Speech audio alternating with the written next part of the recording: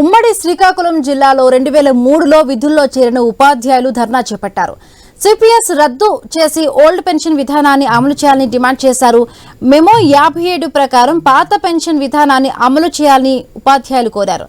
ఇతర డిపార్ట్మెంట్ వాళ్లకు కూడా పాత పెన్షన్ స్కీమ్ వర్తిస్తుందని కేంద్రం చెప్పినప్పటికీ దశాబ్ద కాలం పాటు కాలయాపన చేస్తున్నారని మండిపడ్డారు. దీనిపై మరింత సమాచారం మా ప్రతినిధి రాము అందిస్తారు. 2003 డిఎస్సి ఉపాధ్యాయులు పాత పెన్షన్ స్కీమ్ను అమలు చేయాలని కేంద్ర ప్రభుత్వం ఇచ్చిన 57 జీవో మెమోను కూడా అమలు చేసి ఓల్డ్ పెన్షన్ స్కీమ్ను ఇవ్వాలని గత దశాబ్దం కాలం పాటు నిరసనలు ధర్నాలు చేపడుతున్నారు. మనం చూసుకోవచ్చు, ఉమ్మడి శ్రీకాకుళం జిల్లాకు సంబంధించిన 2003 డిఎస్సి ఉపాధ్యాయులు పూర్తిగా నిరసన కార్యక్రమాలు చేపడుతున్నారు. అయితే గత ప్రభుత్వం జగన్మోహన్ రెడ్డి పాదయాత్రలో ఓల్డ్ పెన్షన్ స్కీమ్ని మీకు వర్తింపేలా చేస్తామని హామీ ఇచ్చినప్పుడు కూడా ఆ 5 ఏళ్ళలో హామీని కూడా నెరవేర్చలేదు. అది ఇప్పుడు కూటమి ప్రభుత్వం అయినా మిగతా రాష్ట్రాలతో పోల్చుకుంటే గత ప్రభుత్వంలో మిగతా రాష్ట్రాల్లో కూడా అమలు చేశారు. అంతేకాకుండా చూసుకుంటే కూటమి ప్రభుత్వంలో బీజేపీ కూడా అంతర్భాగంగా ఉంది. అదే కేంద్ర ప్రభుత్వం ఇచ్చిన 57 మెమోను కూడా ఇప్పుడున్న కూటమి ప్రభుత్వం అమలు చేయాలని ఉపాధ్యాయులు అయితే నిరసన చేపడుతుంది. ఈ క్రమంలో మనతో పాటు కొంతమంది ఉపాధ్యాయులు ఉన్నారు, వాళ్ళతో కూడా మాట్లాడడం.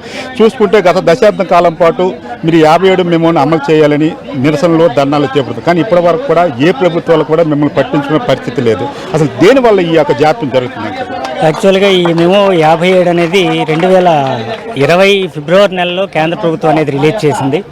కానీ మొట్టమొదటి నుంచి కూడా గత దశాబ్ద కాలంగా 2003 డిఎస్సికి సంబంధించి కానివ్వండి, కొన్ని జ్యుడిషియల్ డిపార్ట్మెంట్లో కానివ్వండి, పోలీస్ రిక్రూట్మెంట్లో కానివ్వండి, మన ఆంధ్రప్రదేశ్ రాష్ట్రంలో సిపిఎస్ అమలు తేదీకి ముందు కొన్ని నోటిఫికేషన్లు వచ్చాయి. ఆ నోటిఫికేషన్ 2003 డిఎస్సి నోటిఫికేషన్ కూడా 2004 సెప్టెంబర్లో సిపిఎస్ అమలైతే 2004 సెప్టెంబర్ కంటే ముందు అంటే 2003లోనే నోటిఫికేషన్ వచ్చింది. 2004 సెప్టెంబర్ లోపే పరీక్షలు రాశారు, రిజల్ట్ కూడా ఇచ్చేశారు. మాకు నోటిఫికేషన్లో కూడా ఎక్కడ సిపిఎస్ అని ప్రస్తావన లేదు. కాబట్టి అప్పటి నుంచే మాకు సిపిఎస్ వద్దు, ఓపీఎస్ఏ కావాలని మేము పోరాటం. అప్పట్లో 2018లో గత తెలుగుదేశం ప్రభుత్వం హయాంలో కూడా ఒక మెమో అనేది ఇవ్వడం జరిగింది. It is a legal demand అని.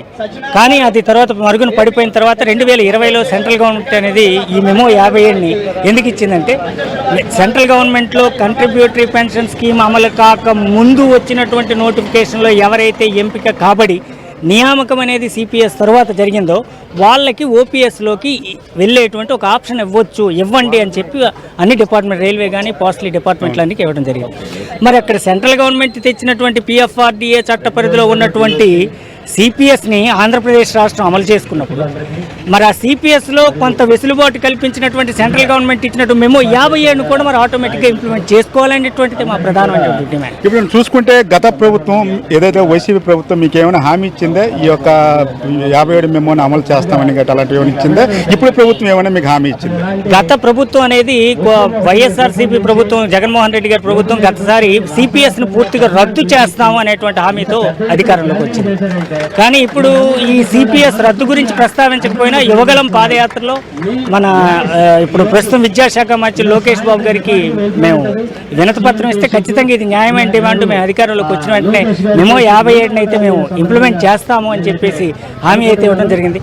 ఇప్పటికి కూడా అందరికీ ప్రజాప్రతినిధులకి అందరికీ కూడా వినతిపత్రాలు ఇచ్చినప్పుడు కూడా మీది న్యాయపరమైనటువంటి సమస్య, ఖచ్చితంగా ఇది నెరవేరుతుంది అని అంటున్నారే కానీ దాని మీద ఎటువంటి కార్యాచరణ ప్రణాళిక కూడా ప్రభుత్వం నుంచి ప్రకటించకపోవడం మా అందరికీ కూడా ఆందోళన గురి చేయడంతో ఈరోజు మేమందరం కూడా శాంతియుతంగా నిరసన చేసి మా తాలూకా బాధని ప్రభుత్వానికి తెలియజేయాలనేటువంటి ఒక తలంపుతో ఈ కార్యక్రమాన్ని రాష్ట్రంలో ఉన్నటువంటి అన్ని జిల్లాల్లో కూడా మనం చూసుకుంటే ఇప్పుడు ఏదైతే కూటమి ప్రభుత్వం బీజేపీలో అంతర్భాగంగా ఉంది, కేంద్ర ప్రభుత్వం ఇచ్చిన 57 మెమోని ఇప్పుడు కూటమి ప్రభుత్వం ఏమైనా పరిశీలన చేసే పరిస్థితి ఏమైనా ఉంటుందంటారు? పరిశీలన చెయ్యాలనేటువంటి దాన్నే సమస్య తాలూకు ఇంటెన్సిటీని ప్రభుత్వం తెలియచేయాలనేటువంటి సంకల్పంతోనే ఈరోజు నిరసన శాంతియుత నిరసన అన్నాం.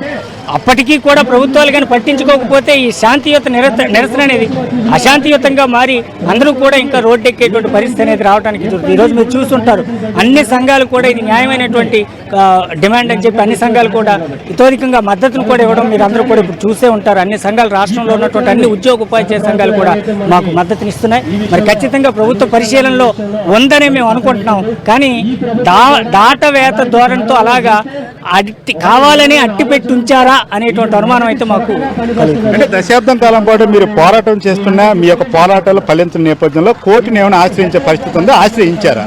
మేము ఆల్రెడీ ఇదే సమస్య మీద ఎలాగైతే కేంద్ర ప్రభుత్వం మెమో 57 రిలీజ్ చేయడానికి చాలా మంది కేంద్ర ప్రభుత్వ ఉద్యోగులు కోర్టుకు వెళ్ళడం వల్ల కోర్టు తీర్పు ఆదేశానుసారం కేంద్రం మెమో 57 ఇచ్చింది. మన జిల్లాలో శ్రీకాకుళం జిల్లాలో కూడా ఒక 400 మందితో మేము జీవీఎల్ మూర్తి గారి ద్వారా హైకోర్టులో రిపిటేషన్ అనేది వేయడం జరిగింది. ఇన్ ద మీన్ టైం ఉమ్మడి ఆంధ్రప్రదేశ్లో అప్పట్లో జ్యుడిషియల్ డిపార్ట్మెంట్కి సంబంధించి తెలంగాణ హైకోర్టు మొన్నే ఒక తీర్పు ఇచ్చింది.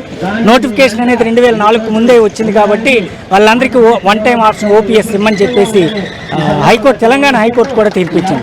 ఇప్పుడు మేము ఇటీవల ఒక 2 months అవుతుంది మేము కోర్టుకు వెళ్ళాం కాబట్టి ఆ తీర్పులన్నీ బలం చేకూరి న్యాయపరంగా కోర్టు చెప్పేంత వరకు కూడా ఉపేక్షించకుండా ప్రభుత్వం సత్వరం ఈ సమస్యని సాల్వ్ చేస్తుందేమని సదుద్దేశంతో ప్రభుత్వానికి మా సమస్యను తెలియజేయాలని ఈ నిరసన కార్యక్రమాన్ని ఏర్పాటు చేశాం. కేంద్ర ప్రభుత్వం ఇచ్చిన 57 మెమోను అనుసంధానంగా చేయాలని, ఎందుకంటే ఈ యొక్క 57 మెమోకు సంబంధించి మిగతా రాష్ట్రాల్లో కూడా అమలు చేశారు. అదేవిధంగా తమకు కూడా అర్హులు చేసి అమలు చేయాలని మాత్రం వీళ్ళు చెప్తున్న పరిస్థితి కనిపిస్తుంది. ఇప్పటికే కోర్టులను కూడా ఆశ్రయించాము, కోర్టులో కూడా మాకు పాజిటివ్గా వస్తుంది. ఈ నేపథ్యంలో గత ప్రభుత్వాలు విస్మరించిన ఈ 57 మెమోను అమలు చేసి ఓల్డ్ పెన్షన్ స్కీమ్ ఈ ప్రభుత్వమే చూడాలని, బీజేపీతో కూటమి ప్రభుత్వంగా ఏర్పడిన ఇప్పటి ప్రభుత్వం మాత్రం తమ యొక్క డిమాండ్లను పరిష్కరించాలని ఉపాధ్యాయులు కోరుతున్న పరిస్థితి కనిపిస్తుంది. Water studio.